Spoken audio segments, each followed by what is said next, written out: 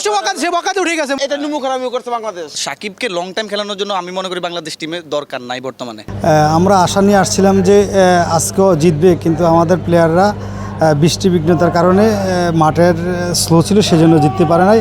এই জন্য আশা হইতে পারি না ভবিষ্যতে আগামী ম্যাচে ফিরে আসবে, এই প্রত্যাশা রইল। একটা আউট ছিল নিশ্চয়ই, গ্যালারিতে থেকে দেখেছেন পাকিস্তানের সালমান আগার আউটটা মেহেদী হাসান মিরাজ রান আউট করলেন, এরপর একটু ঝামেলা দেখা গেছে মাঠের মধ্যে। আপনারা দর্শকদের রিয়াকশনটা কী ছিল তখন?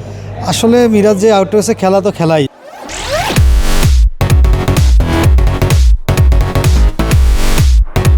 খেলার একটা পার্ট আউট করা, সেই প্রেক্ষিতে খেলার বিধি মেনেই আউট করা হয়েছে আর কি, হ্যাঁ, সালমান আগাকে। তো আপনার কাছে কি মনে হয় দর্শক হিসেবে যে আউট তো আউটই, আউটই। পাকিস্তানি অনেক ক্রিকেটার, এক্স ক্রিকেটার যারা আছেন তারা বলছে এটা ঠিক হয় নাই, মানে স্পোর্টসম্যানশিপ নষ্ট করেছে মিরাজ। আসলে খেলার বিভিন্ন বিধি আছে, তো এগুলো আমরা তো অত কিছু জানি না। তবে আমরা খেলা সুলভ দৃষ্টিতে যেটা দেখেছি সেটা দেখছি যে আউটই। সবার প্রথম হচ্ছে আজকের ম্যাচটা যে দেখতে আসলেন, এরকম একটা আউট হয়েছে, একটু বিতর্ক হয়েছে, আপনারা তো মাঠে ছিলেন। হ্যাঁ, অবশ্যই। কেমন কথাবার্তা হয়েছিল?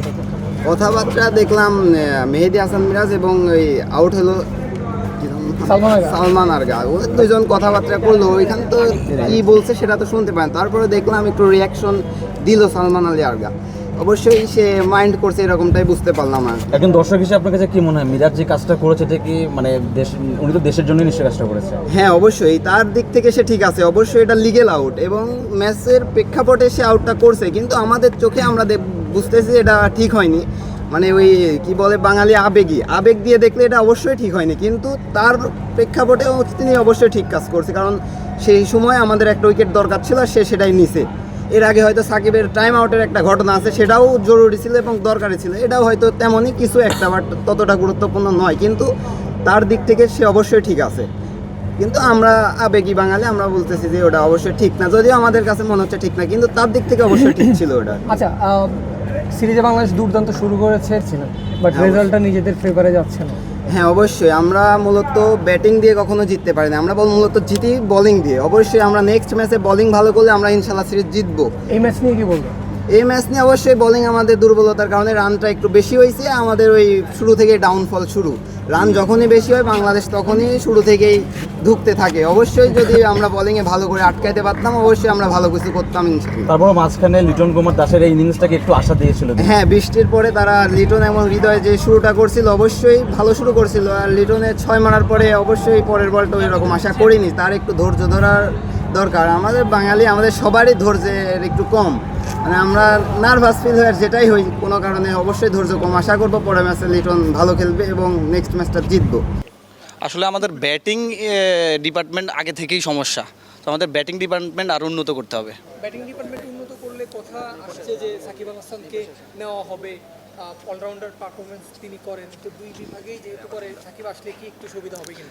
আমি মনে করি সাকিব যদি বিদায় নিতে চায় তাহলে সাকিব আল হাসান আসুক, নো প্রবলেম, একটা সিরিজের জন্য। আর সাকিবকে লং টাইম খেলানোর জন্য আমি মনে করি বাংলাদেশ টিমে দরকার নাই বর্তমানে। কেন? আমি মনে করি কারণ সাকিব এখন চোখের সমস্যা, ইভেন অত পারফরমেন্স নাই, ফিটনেস নাই। সো ওভারঅল চিন্তা করলে বাংলাদেশ টিমে সাকিব আল হাসানকে দরকার নেই। আমি নিজেও সাকিব ফ্যান বর্তমানে, বা আগে থেকে আমি সাকিব ফ্যান। সো সাকিবকে বিদায়ের জন্য ওকে, কিন্তু লং টাইম খেলানোর জন্য সাকিব আল হাসানকে দরকার নাই বাংলাদেশ টিমে বর্তমানে।